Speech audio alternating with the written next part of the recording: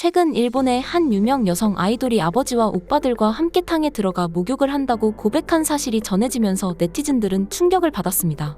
아이돌 그룹 스피치즈의 멤버인 25세 키타미 나오미는 일본 TBS 방송 프로그램 나카이쿤 키메테에 출연해 평소 아버지와 오빠 3명과 번갈아 가며 탕에 함께 들어가 목욕을 한다고 밝혔습니다. 방송에서는 키타미 나오미가 가족들과 함께 목욕하는 모습을 담은 영상도 방영되었는데요. 그녀는 오빠가 만화 한 명씩 샤워를 하다 보면 시간이 너무 오래 걸려 물과 시간을 절약할 수 있어서 함께 목욕한다고 설명했습니다. 이러한 문화가 일본 내에서 어떻게 받아들여지고 있는지 알 수 없지만 전 세계 네티즌들에게는 큰 충격을 주었습니다. 많은 사람들은 시간이 부족하다면 다른 엄마와 아들은 아빠와 씻으면 되는 것 아니냐? 물과 시간을 아끼려면 샤워기를 사용하는 게 낫다는 의견을 내놓기도 했습니다. 하지만 사실 이러한 충격적인 혼용 문화는 일본에서 꽤 오래전부터 이어져 왔습니다. 이미 1800년대에 일본을 방문했던 미국 해군 제독 매튜 페리도 이 문화에 충격을 받았습니다. 페리 제독은 일본을 개항시키기 위해 에도 시대에 일본을 방문했을 때 대낮에 성인 남녀가 함께 알몸으로 목욕하는 모습에 경악했다고 합니다. 그는 일본을 떠나면서 이를 세세하게 기록해 미국으로 가져갔고 그의 책 일본 원정기에는 일본인이 세계 어디에도 없는 음탕한 사람들로 묘사되었습니다. 그는 일본 온천이 목욕보다는 유흥을 위한 장소라고 폭로했고 성을 매매하는 공간도 있었다고 전했습니다.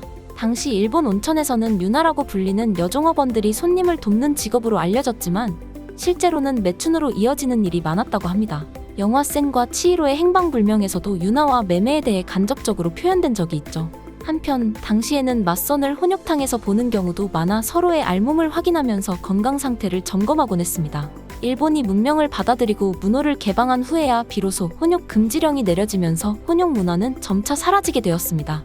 현재 일본 후생노동성의 지침에 따르면 10세 이상의 남녀는 혼욕이 금지되어 있습니다. 하지만 가정 내에서는 여전히 가족끼리 혼욕하는 문화가 남아 있습니다.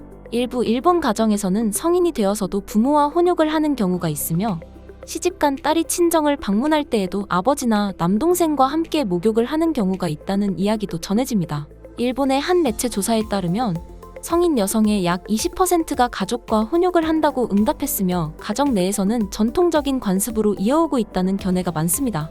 일본의 이러한 관습은 노출에 대한 개방성으로 이어지기도 합니다.